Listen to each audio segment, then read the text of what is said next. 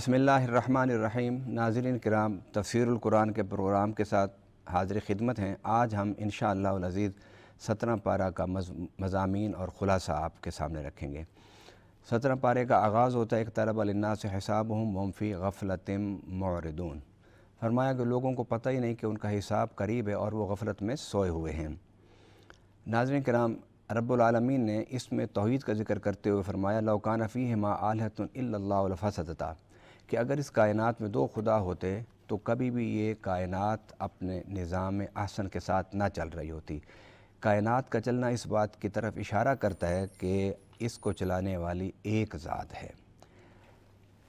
پھر اسی صورت میں بڑا ہی ایک اہم مضمون اللہ تعالیٰ نے بیان فرمایا اولم یری الذین کفروا ان السماوات والارض کانتا رتقا ففتقناہما وجعلنا من الماء کل شیء حی۔ رب العالمین نے فرمایا کہ کیا یہ خدا کا انکار کرنے والے انہوں نے نہیں دیکھا کہ آسمان اور زمین آپس میں جڑے ہوئے تھے، پھر ہم نے انہیں جدا کر دیا۔ آج سائنس بھی یہی کچھ کہتی ہے کہ کائنات پہلے جڑی ہوئی تھی، پھر اس میں دھماکہ ہوا، پھر یہ بکھر گئی۔ پھر اس کے بعد رب العالمین نے فرمایا کہ ہر چیز کی زندگی جو ہے وہ پانی سے ہے۔ زندگی پانی کے بغیر زندگی نہیں ہے، نہ انسان کی، نہ چرند کی، نہ پرند کی، نہ درخت کی، نہ شجر کی، نہ حیوانات کی۔ کسی چیز کی بھی زندگی بغیر پانی کے نہیں ہے۔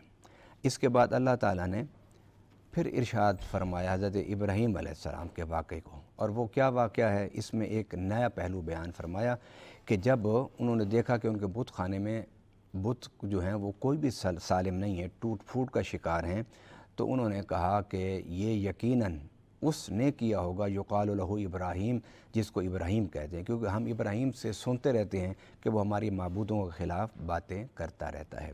اب انہوں نے حضرت ابراہیم علیہ السلام کو دربار میں بلا لیا بادشاہ نے، اور پوچھا بتاؤ یہ کس نے کیا ہے ہمارے معبودوں کے ساتھ؟ تو حضرت ابراہیم علیہ السلام نے کہا مجھ سے کیا پوچھتے ہو، اس بڑا جو بت ہے اس سے پوچھو جس کے کندھے پر یہ کلاڑا پڑا ہوا ہے۔ تو جب حضرت ابراہیم علیہ السلام نے کہا تو ثم نکسوا علی رؤوسہم، شرمندگی سے ان کے سر جھک گئے۔ انہوں نے کہا کہ ابراہیم تم جانتے ہو کہ یہ بولتے نہیں ہیں۔ تو ابراہیم علیہ السلام نے فرمایا اف لکما، تف ہے تم پر اور تمہارے معبودوں پر کہ تم انہیں پوچھتے ہو نہ جو اپنے آپ کو بچا سکتے ہیں، تم انہیں پوچھتے ہو نہ جو تمہاری سنتے ہیں، تم انہیں پوچھتے ہو جو بول بھی نہیں سکتے۔ یہ کیسے تم عابد ہو اور یہ کیسے تمہارے معبود ہیں؟ اس کے بعد جب وہ لاجواب ہوئے تو انہوں نے حضرت ابراہیم علیہ السلام کو آگ میں ڈالنے کا فیصلہ کیا۔ جب ابراہیم علیہ السلام آگ میں جا رہے تھے تو رب نے کہا یا نار کونی بردم و سلام علی ابراہیم، اے آگ میرے ابراہیم پر ٹھنڈی ہو جانا، اور ایسی ٹھنڈی نہ ہونا کہ ان کو اذیت و تکلیف ہو، سلامتی والی ٹھنڈک ہو جائے۔ قرآن پاک میں اسی صورت میں سورۃ الانبیاء میں رب العالمین نے پھر ذکر کیا انبیاء کرام کا، حضرت ابراہیم علیہ السلام کا، حضرت اسحاق، حضرت یعقوب، حضرت لوط، حضرت نوح، حضرت داؤد، حضرت سلیمان، حضرت ایوب، حضرت ادریس، حضرت ذوالکفل، حضرت یونس علیہ السلام، زکریا علیہ السلام، یحییٰ علیہ السلام، یعنی تقریباً 14 انبیاء کا کٹھا پھر اللہ تعالیٰ نے ذکر کیا اور ان کی شان، ان کی عظمت، ان کی دعوت و تبلیغ اور نبوت کے مقاصد کو بیان فرمایا۔ اس صورت میں اللہ تعالیٰ نے ارشاد فرمایا وما ارسلناک الا رحمۃ للعالمین، کہ اے میرے پیارے حبیب صلی اللہ علیہ وسلم آپ کی رسالت عالمین کے لیے ہے، کسی خاص قوم کے لیے نہیں، قبیلہ کے لیے نہیں، برادری کے لیے نہیں، کسی خاص زبان بولنے والے کے لیے نہیں ہے۔ آپ کی رسالت اتنی ہی عام ہے جتنی میری ربوبیت عام ہے، کیونکہ دونوں میں لفظ ایک جیسے استعمال کیے۔ فرمایا الحمدللہ رب العالمین، کہ میں رب ہوں عالمین کے لیے۔ نبی پاک صلی اللہ علیہ وسلم کے لیے فرمایا وما ارسلناک الا رحمۃ للعالمین، جہاں تک میری ربوبیت ہے پیارے وہاں تک تیری رسالت ہے۔ ناظرین کرام، یہاں سورۃ الانبیاء ختم ہوتی ہے تو آگے سورۃ حج شروع ہوتی ہے، اور اس کا آغاز ہوتا ہے اے لوگو اللہ سے ڈرو جو تمہارا رب ہے، بے شک قیامت کا جو زلزلہ ہے وہ بہت بڑا زلزلہ ہوگا، وہ دن بہت بڑا دن ہوگا۔ اس کے بعد رب العالمین نے ماں کے پیٹ میں انسان کی جو تخلیق کے مراحل ہیں ان کا ذکر کیا، اور ذکر کرنے کے بعد فرمایا ومنکم من یتوفیٰ ومنکم من یرد الی ارذل العمر لکی لا یعلم من بعد علم شیئا۔ فرمایا کہ پھر بچپن میں کچھ نہیں جانتے، پھر جب بڑے ہو جاتے ہیں، جوان ہوتے ہیں، پھر سیکھتے ہیں، پھر بہت کچھ سیکھ جاتے ہیں، پھر بہت عالم بن جاتے ہیں، لیکن پھر جو ہی عمر ڈھلتی جاتی ہے پھر ان پر نسیان آتا جاتا ہے۔ نتیجہ کیا ہوتا ہے کہ ان کی حالت ویسی ہو جاتی ہے جس طرح بچپن میں ان کی حالت تھی۔ اس کے بعد رب العالمین نے ذکر کیا حضرت ابراہیم علیہ السلام کے حوالے سے، وَأَذِّنْ فِي النَّاسِ بِالْحَجِّ يَأْتُوكَ رِجَالًا وَعَلَىٰ كُلِّ ضَامِرٍ يَأْتِينَ مِنْ كُلِّ فَجٍّ عَمِيقٍ، کہ جب حضرت ابراہیم علیہ السلام نے گھر بن گیا تو گھر بننے کے بعد فرمایا اے ابراہیم لوگوں کو پکارو اب اس گھر کی طرف۔ میرے آقا صلی اللہ علیہ وسلم فرماتے ہیں جب ابراہیم علیہ السلام نے پکارا تھا، لوگوں کو دعوت دی تھی کہ آؤ اللہ کے گھر کی طرف، عالم ارواح میں جس روح نے لبیک یا ابراہیم کہا تھا ان میں سے ہر بندہ مرنے سے پہلے حج یا عمرے کی سعادت حاصل کرے گا۔ اور یہ جتنے لوگ وہاں پر نظر آتے ہیں یہ سب وہی لوگ ہیں جنہوں نے حضرت ابراہیم علیہ السلام کی آواز پر جواب دیا تھا۔ اور پھر ایک دفعہ پھر رب العالمین نے شرک کو بیان کیا، شرک کے بارے میں فرمایا، مشرک کے بارے میں فرمایا، من یشرک باللہ فکأنما خر من السماء فتخطفہ الطیر او تہوی بہ الریح فی مکان سحیق۔ فرمایا کہ مشرک جو ہوتا ہے وہ ایسا ہی ہوتا ہے جس طرح دھوبی کا کتا، نہ گھر کا نہ گھاٹ کا، کہ جن کی وہ عبادت کرتا ہے اللہ کے مقابلے میں وہ اس کے لیے کر کچھ نہیں سکتے، اور جس رب کو وہ چھوڑ چکا ہوتا ہے اس نے سب کچھ کرنا ہوتا ہے۔ اب اس نے دونوں طرف ہاتھ رکھا ہوتا ہے، جو اس نے بت بنائے ہیں وہ تو کر کچھ نہیں سکتے، اور ان کی وجہ سے اللہ سے بھی غضب کا اور اللہ کے ناراضگی کا بھی شکار ہوا۔ جو سب کچھ کرتا ہے وہ اس سے ناراض ہے، اس لیے فرمایا کہ قیامت کے دن اس مشرک کے لیے کچھ بھی نہیں ہوگا۔ گناہگار بالآخر پھر بھی شفاعت سے، مغفرت سے، رحمت سے اللہ ان کی بخشش فرما دے گا۔ پھر یہاں فرمایا وَمَن يُعَظِّمْ شَعَائِرَ اللَّهِ فَإِنَّهَا مِن تَقْوَى الْقُلُوبِ، کہ جو اللہ کے شاعر کی تعظیم کرتا ہے اسی کے دل میں تقوی ہوتا ہے۔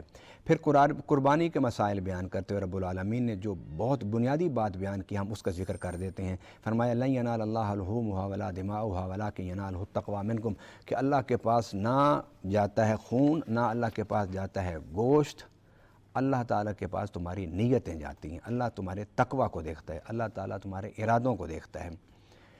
اس کے بعد پہلی بار رب العالمین نے مسلمانوں کو قتال کی اجازت دی، اور وہ قتال کی اجازت دیتے ہوئے ایک شرط لگائی ہے۔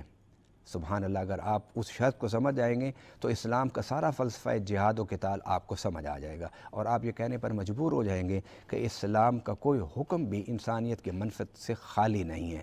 فرمایا اذن للذین یقاتلون بانہم ظلموا وان اللہ علی نصرہم لقدیر، کہ اللہ تعالیٰ اجازت دیتا ہے کن کو؟ ان لوگوں کو جن سے آ کے لڑائی کی جاتی ہے، جن پر آ کے جنگ کو مسلط کیا جاتا ہے، جن کو آ کے قتل کرنے کے پروگرام بنائے جاتے ہیں، فرمایا انہیں اجازت ہے، اس لیے کہ وہ مظلوم ہیں۔ مطلب کیا ہوا کہ اسلام کا فلسفہ جہاد ہو یا اسلام کا فلسفہ قتال ہو، وہ در حقیقت ظلم کے خاتمے کے لیے ہے، اس ظلم کے خاتمے کے لیے کہ جو ظلم اپنے حدود سے باہر نکل رہا ہو اور انسانیت پر ظلم حد سے زیادہ کرنے کے پروگرام بنا رہا ہو، اور آ کر وہ تلواروں سے، نیزوں سے، بھالوں سے آ کر حملہ بھی کر دیں۔ آپ دیکھیے بدر کا میدان کہاں پر ہے؟ مدینہ کے قریب ہے، مکہ سے بہت دور ہے۔ سرداران مکہ، قریش مکہ سارے اکٹھے ہو کے قبیلے مسلمانوں کو ختم کرنے کے لیے مدینہ کی طرف جب آئے تو نبی پاک صلی اللہ علیہ وسلم نے مدینہ سے باہر نکل کے بدر میں ان کو روکا۔ یاد رکھیے اسلام کا جو پہلا غزوہ بدر ہے، معرکۃ الحق اور باطل ہے، وہ اس بات کی نشاندہی کرتا ہے کہ مسلمانوں کا فلسفہ جہاد جارحیت پر مشتمل نہیں ہے بلکہ تصور دفاع پر مشتمل ہے۔ اس کے بعد رب العالمین نے فرمایا کہ ہم نے یہ مختلف جو مذاہب بنائے ہیں، یہ مختلف مذاہب اللہ کی تقدیر اور مشیت کا حصہ ہیں۔ رب چاہتا تو سب کو ایک ہی مذہب پر پیدا کر دیتا، ایک ہی سوچ پر پیدا کر دیتا، لیکن اس نے ایسا نہیں کیا کہ سب کو ایک سوچ پر، ایک ہی فکر پر سب کو پیدا کر دیا ہو۔ اس کے بعد رب العالمین نے ارشاد فرمایا کہ تھوڑا سا سیر کیا کرو، دنیا کو دیکھا کرو، دنیا کو دیکھو گے تو تمہارے دل سوچنے والے بن جائیں گے، تمہارے کان سننے والے بن جائیں گے، تمہارے آنکھوں پر جو پردے ہیں وہ اٹھ جائیں گے۔ اس لیے کہتے ہیں سیروا فی الارض، کہ سیر کرو۔ فرمایا یہ جو سیر جو ہے یہ در حقیقت قرآن کا مطالعہ ہے، لہٰذا سیر کیا کرو۔ سیر کرنے سے بھی سوچ و فکر کی عادت پڑتی ہے، تفکر کی عادت پڑتی ہے، دل پر پڑے ہوئے تالے کھلتے ہیں۔ اس کے بعد رب العالمین نے پھر دعوت فکر دی۔ الم تر ان اللہ سخر لکم ما فی الارض والفلک تجری فی البحر بامرہ ویمسک السماء ان تقع علی الارض الا باذنہ، کیا تم نے نہیں دیکھا کہ تمہارے لیے زمین کو مسخر کر دیا، تمہارے لیے کشتی کو مسخر کر دیا، تمہارے لیے یہ دریا کی وہ خوفناک جو موجیں ہیں انہیں تمہارے لیے مسخر کر دیا، پھر تم کیوں نہیں دیکھتے کہ آسمان کی چھت کھڑی ہے، نیچے کوئی ستون نہیں ہے، یہ کیا یہ چیزیں تمہیں اللہ کی طرف نہیں متوجہ کرتی؟ کیا یہ چیزیں تمہیں نہیں سمجھانے کے لیے کافی کہ ایک ذات ہے جو اس کائنات کا خالق بھی ہے، مدبر بھی ہے، محافظ بھی ہے، اور اس نظام کو چلانے والا بھی ہے؟ اس کے اختتام پر رب العالمین نے ایک مثال دی مشرکوں کو کہ تم جو ان بتوں کو پوجتے ہو ان پر کوئی میٹھا لگاؤ، اور اگر وہ میٹھا ایک مکھی اٹھا کے لے جائے اور ان کو کہنا کہ اس سے چھین کے دکھائیں، فرمایا ہرگز یہ نہیں چھین سکتے۔ ضعف الطالب والمطلوب، نہ یہ بت کائنات بنا سکتے ہیں، بنانا تو دور کی بات ہے، یہ تو ان سے چھینی ہوئی کوئی چیز ہو یہ اس کو واپس نہیں لے سکتے، تو کیسے تم ان کی عبادت گزار ہو؟ پھر رب العالمین نے تمام اہل کتاب کو، اہل کتاب یعنی کتاب یہود و نصارہ کو اور مسلمانوں کو، سب کو مخاطب کرتے فرمایا ہوا سماکم المسلمین، اس نے تمہارا نام مسلمان رکھا ہے، من قبل وفی ھذا، اس سے پہلے بھی تمہارا نام مسلم تھا اور اس کتاب میں بھی تمہارا نام مسلم ہے۔ آپ قرآن کو پڑھیے، حضرت ابراہیم علیہ السلام کو جا بجا رب العالمین نے مسلم حنیف کہا ہے، وما کان من المشرکین کہا ہے۔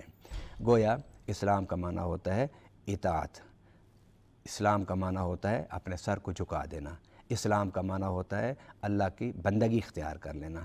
تو جتنے بھی الہامی مذاہب ہیں وہ یہی تو درس دیتے ہیں کہ توحید کا درس، نبوت و رسالت کا درس، اور مرنے کے بعد اٹھنے کا درس۔ یہ بڑے بنیادی تین عقائد ہیں۔ جب نبوت و رسالت کا ذکر ہوگا ساتھ کتابوں کا ذکر ہوگا، جب کتاب ذکر ہوگا تو اس کا مطلب ملائکہ کا وجود بھی تسلیم کرنا ہوگا، جب حساب و کتاب اور مرنے کے بعد اٹھنے کا ذکر ہوگا تو اس کا مطلب قیامت آئے گی، جب قیامت ہے تو قیامت کا اختتام جنت اور دوزخ پر ہوگا۔ گویا رب العالمین نے فرمایا کہ ہم نے تمہارا نام مسلم رکھا ہے۔ حضرت آدم علیہ السلام سے میرے آقا صلی اللہ علیہ وسلم تک جتنے بھی الہامی کتابوں کے پیروکار ہیں، وحی کے پیروکار ہیں، ان سب کا نام مسلم ہے، اور ہمیں بھی اسی نام پر قناعت کرنی چاہیے اور اسی نام پر فخر کرنا چاہیے۔ اللہ تعالی ہمیں نیکی کا راستہ دکھائے۔ وما علینا الا البلاغ المبین۔